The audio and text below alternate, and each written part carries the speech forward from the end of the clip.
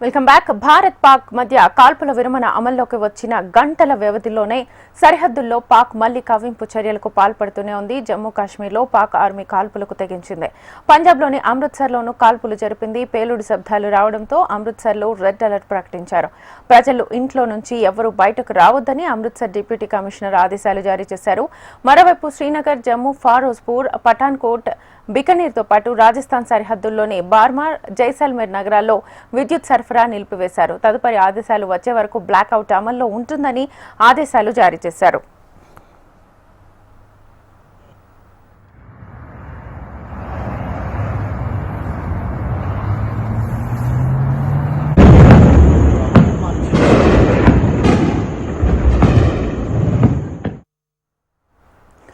కాల్పుల విరమణ ఒప్పందాన్ని పాకిస్తాన్ ఉల్లంఘించిందని, పాక్ కాల్పులను భారత సైన్యం సమర్థవంతంగా తిప్పికొడుతోందని విదేశాంగ కార్యదర్శి విక్రమ్ మిశ్రీ తెలిపారు. సరిహద్దు పొడవునా పాక్ ఉల్లంఘనలకు పాల్పడిందని వెల్లడించారు.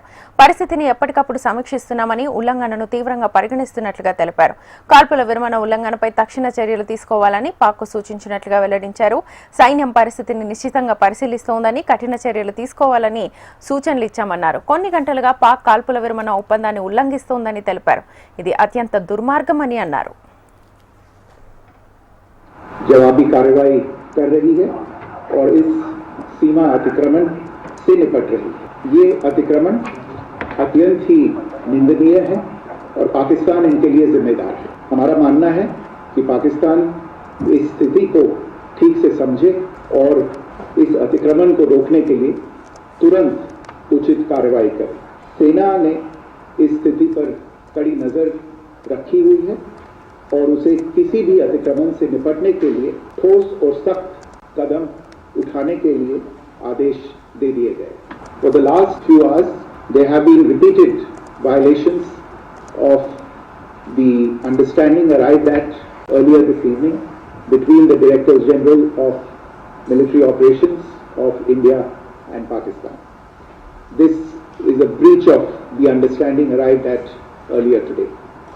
The armed forces are giving an adequate and appropriate response to these violations, and we take very, very serious notice of these violations.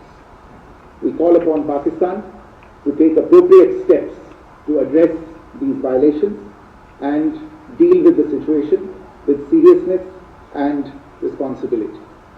The armed forces are maintaining a strong vigil on the situation. They have been given instructions to deal strongly with any instances of a repetition of the violations of the borders along the international border as well as the line of control.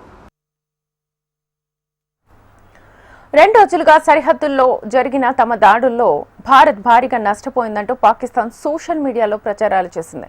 ఆ ప్రచారాలను భారత army ఖండించింది. పాక్ చేసిన దాడుల్లో air base ధ్వంసమైందని, Jammu, Bathinda, శ్రీనగర్లో సైనిక స్థావరాలపై దాడి చేసినట్లుగా పాకిస్తాన్ అసత్యాల్ని ప్రచారం చేసిందని కల్నల్ సోఫియా ఖురేషీ తెలిపారు. భారత ఆర్మీ ఎలాంటి ప్రార్థనా మందిరాలను టార్గెట్ చేయలేదని క్లారిటీ ఇచ్చారు.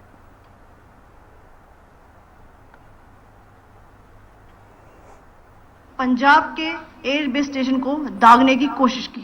एक निंदनीय और अनप्रोफेशनल एक्ट के तहत पाकिस्तान ने श्रीनगर, अवंतीपुर और उधमपुर के वायुसेना अड्डों पर चिकित्सा केंद्र और स्कूल परिसर को निशाना भी बनाया, जिससे उसके द्वारा सिविल इंफ्रास्ट्रक्चर पर हमला करने की गैर जिम्मेदाराना प्रवृत्ति फिर उजागर हुई।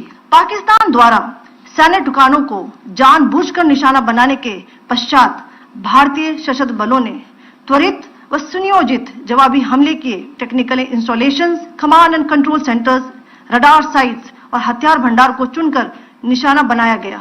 रफीकी, मुरीद, चकलाला, रहमियार खान, सुकूर और चुनिया स्थित पाक सैन्य ठिकानों पर एयर लॉन्च्ड सटीक हथियारों व लड़ाकू जेट से प्रहार किए गए।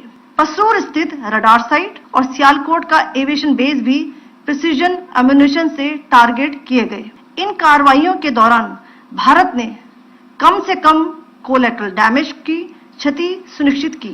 चिंता का विषय यह रहा कि पाकिस्तान ने लाहौर से उड़ान भरने वाले नागरिक विमानों की आड़ लेकर अंतर्राष्ट्रीय हवाई मार्गों का दुरुपयोग किया ताकि वे अपनी गतिविधियां छिपा सके। ऐसी चालों ने भारतीय वायु प्रतिरक्षा तंत्र को नागरिक सुरक्षा सुनिश्चित करते हुए अत्यधिक संयम के साथ कार्य करने के लिए विवश किया।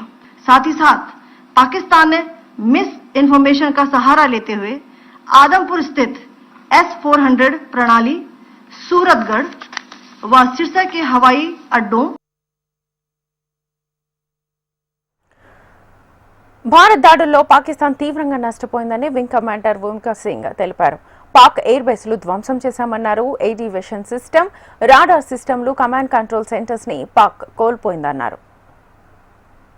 Operations have been aimed exclusively at terrorist camps and facilities being used for anti-India activities. No religious sites, I repeat, no religious sites have been targeted by the Indian Armed Forces.